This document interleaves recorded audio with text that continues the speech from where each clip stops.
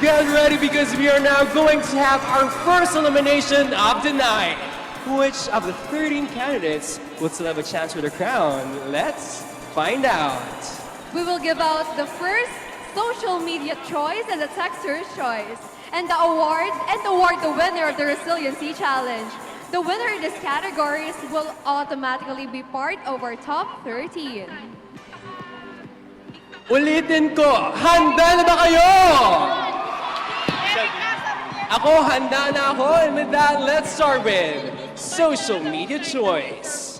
And our social media choice is Miss Burgos. To present the award for the social media choice is Miss Erica Sarmiento.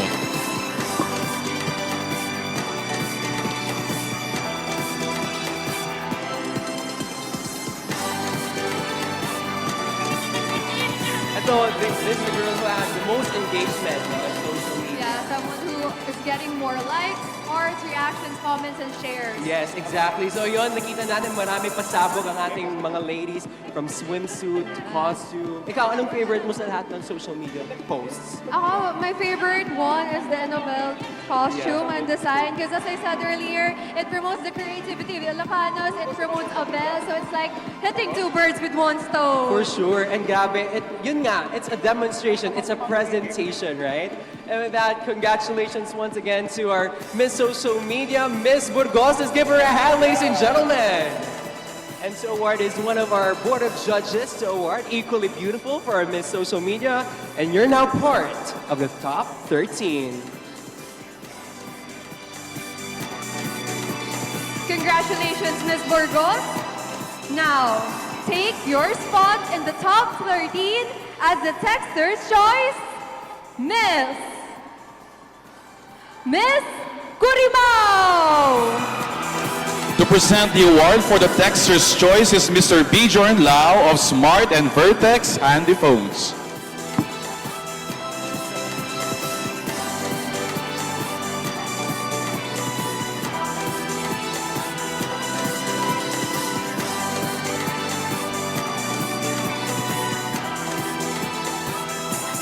And to cap off our special prize winners and another woman through to the next round, we have the Resiliency Challenge winner. I believe they went to the Power Lake Water Park for this.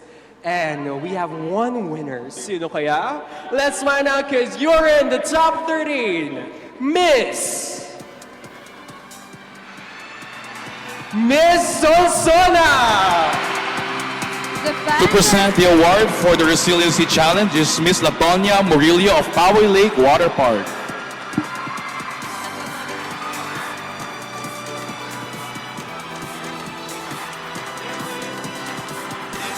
Grabe, ang fans ni Miss Solsona through the roof. You know, this is what I really love about live audience. You can feel the adrenaline rush talaga. Exactly. So si Miss Solsona ang pinakamatinik sa kanilang lahat sa Resiliency Challenge.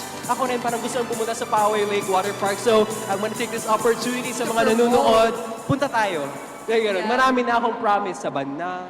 Pumunta na dun sa press presentation. Yes. Anyway, with that said, let's go back and let's welcome our remaining top 13. The fourth candidate heading to the top 13 is Miss Bado.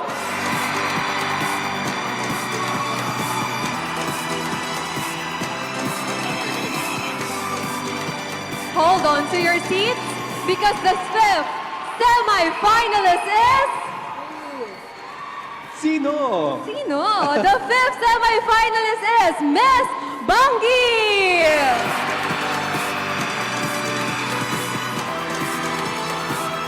You are one step closer to the crown, Miss Bana!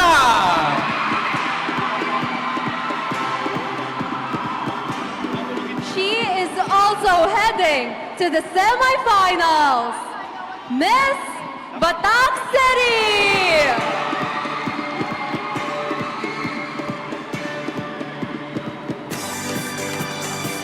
Moving forward is Miss Dingras.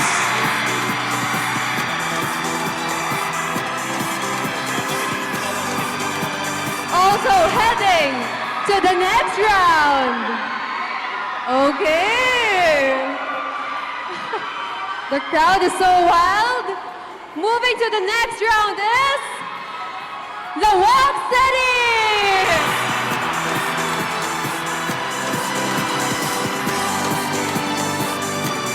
Locking down the 11th spot is Miss Pasukin.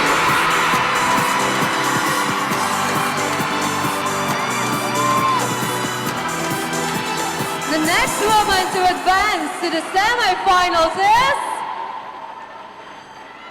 your chosen Miss Pinili.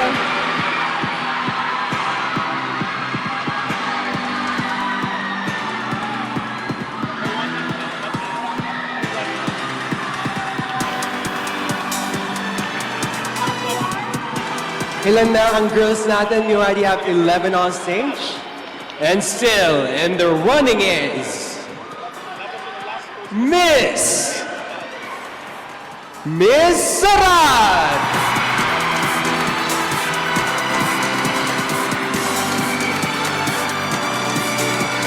All right, we only have one spot left. Grabe! Sino kaya ang ating last lady?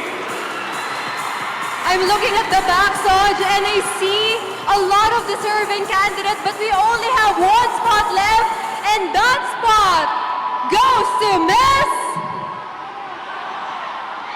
Miss Vintar.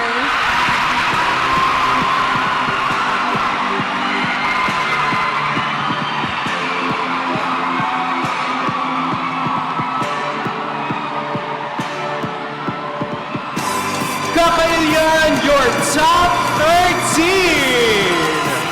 I love the audience. Thank you so much. Congratulations. Our love audience is getting crazy and wild right now.